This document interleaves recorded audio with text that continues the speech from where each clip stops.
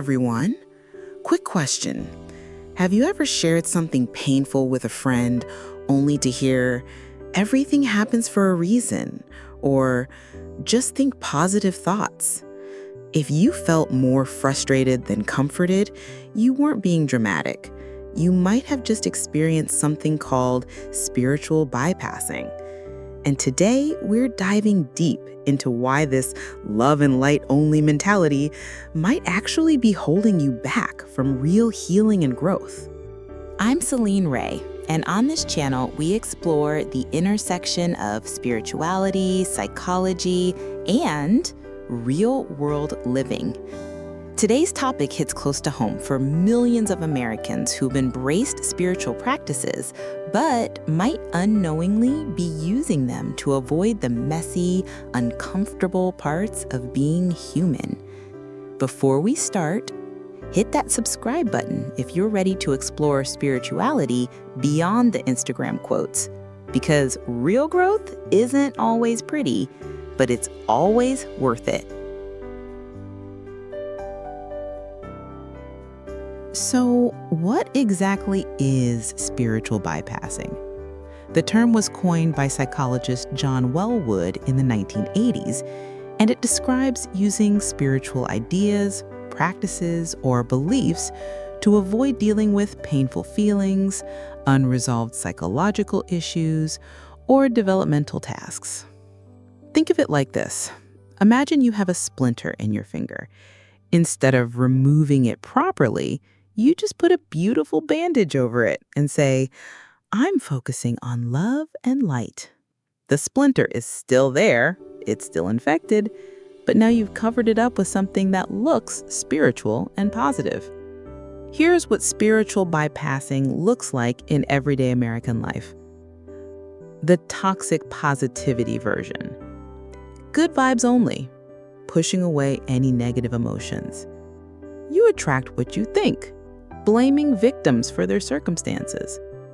Let go and let God, avoiding personal responsibility. I don't do drama, refusing to engage with conflict or difficult conversations. The spiritual superiority version. I'm too evolved for anger, suppressing natural human emotions. Forgiveness is the answer to everything, rushing past the need for boundaries. We're all one, bypassing the reality of social injustice and inequality. I only focus on love, avoiding difficult but necessary conversations about harm.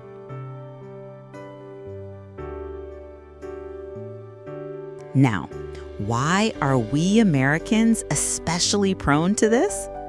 Well, we live in a culture that values quick fixes and instant gratification. We want our spiritual growth like we want our Amazon deliveries, fast and convenient. But real healing takes time. Individual responsibility taken to extremes. Our pull yourself up by your bootstraps mentality can morph into manifest your own reality, making us blame ourselves for systemic problems. Emotional discomfort with emotions. Despite therapy becoming more mainstream, many Americans still view sadness, anger, or fear as problems to be solved rather than information to be processed. The wellness industrial complex. We've turned spirituality into a $4.2 billion industry that often sells enlightenment like it's a product you can buy. Add social media into the mix, and you get this curated version of spirituality where everyone's living their best life, meditating on mountaintops, and never seeming to struggle with anything real. But here's the truth. Every spiritual tradition worth its salt includes practices for dealing with difficulty, shadow work, and the full spectrum of human experience. Real spirituality doesn't bypass humanity, it integrates it.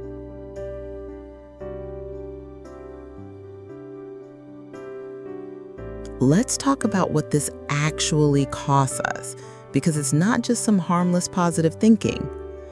Personal costs. When we refuse to feel our feelings, we don't develop emotional resilience. It's like trying to build muscle without ever lifting weights. Relationship damage. Nothing kills intimacy faster than someone who can't sit with discomfort. Real connection requires vulnerability, and vulnerability includes the messy stuff. Increased anxiety and depression. Studies show that people who suppress emotions regularly actually experience more anxiety and depression, not less. Social costs. Perpetuating injustice. When we respond to systemic racism with, "we're all one," or to poverty with, "they just need to change their vibration," we're actively avoiding addressing real problems. Spiritual gaslighting. This is huge. When someone shares their pain and we respond with spiritual platitudes, we're essentially telling them their reality isn't valid. Let me share a real example.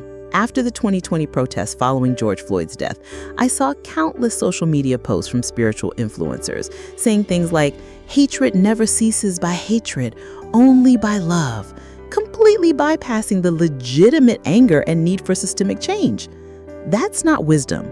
That's spiritual bypassing that maintains the status quo. The addiction factor. Here's something most people don't realize. Spiritual bypassing can become genuinely addictive. The spiritual high from meditation, positive affirmations, or energy work can become a way to avoid dealing with reality. It feels good in the moment, but like any addiction, it requires more and more to maintain that feeling while your actual problems pile up in the background.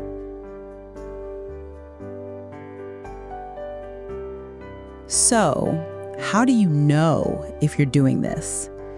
Here are some honest questions to ask yourself.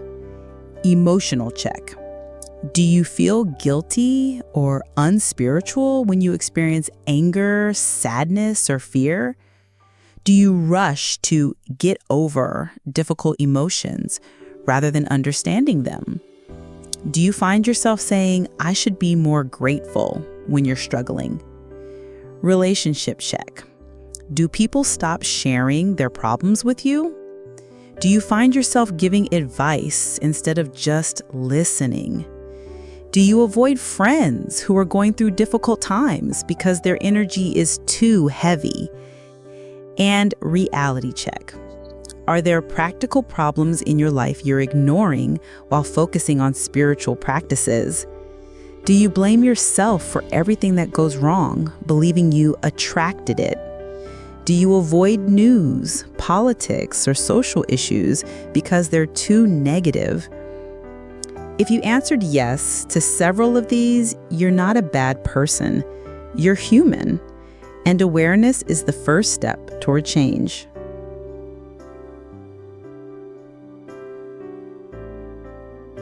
So what does authentic spirituality look like?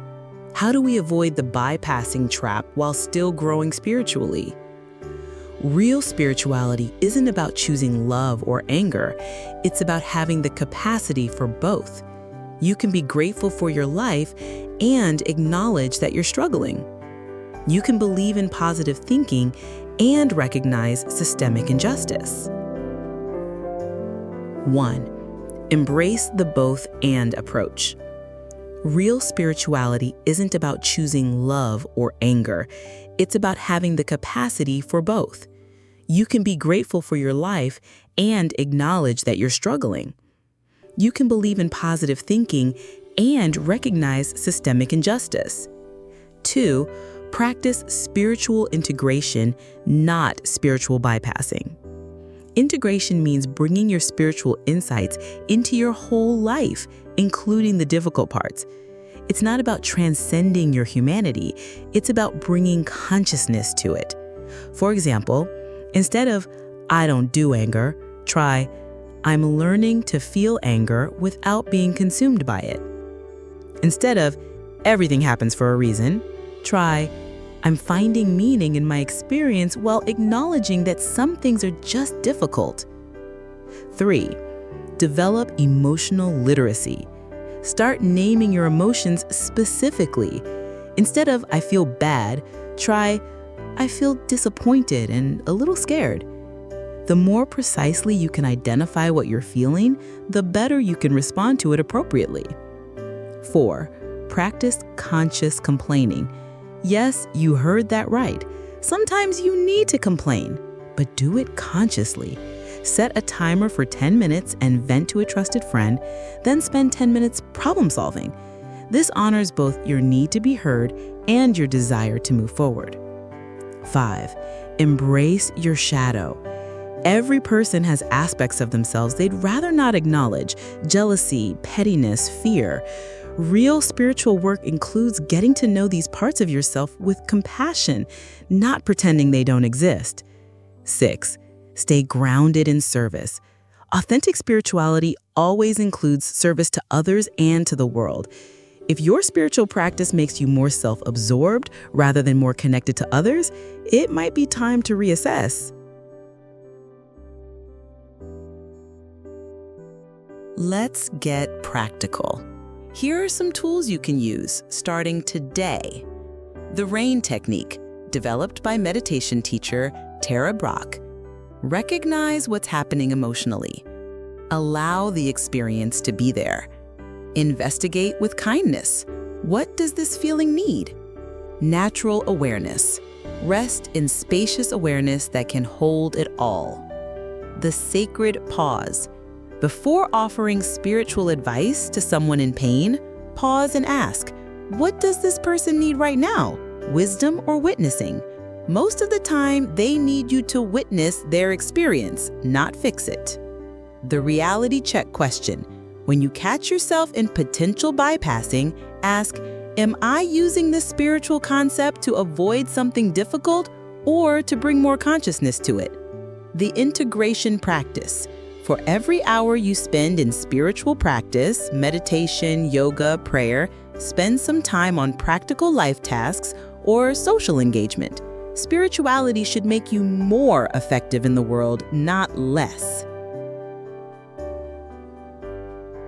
Here's the thing, you don't have to choose between being spiritual and being real. In fact, the most spiritually mature people I know are those who can hold space for the full spectrum of human experience while maintaining their connection to something greater than themselves. Real spirituality isn't about perfecting yourself out of your humanity. It's about bringing consciousness, compassion, and wisdom to your very human experience. So, I want to hear from you. Have you caught yourself spiritual bypassing? What did that look like and how did you work with it? Share your stories in the comments below. And remember, this is a judgment-free zone where we're all learning together. If this video resonated with you, give it a thumbs up and subscribe for more content on authentic spirituality and psychological wellness. And if you know someone who might benefit from hearing this message, please share it with them. Remember, you are enough exactly as you are. Messy emotions, difficult circumstances, and all. Your spiritual journey doesn't require you to be perfect. It just requires you to be real. I'll see you in the next video, and until then, stay curious, stay compassionate, and stay human.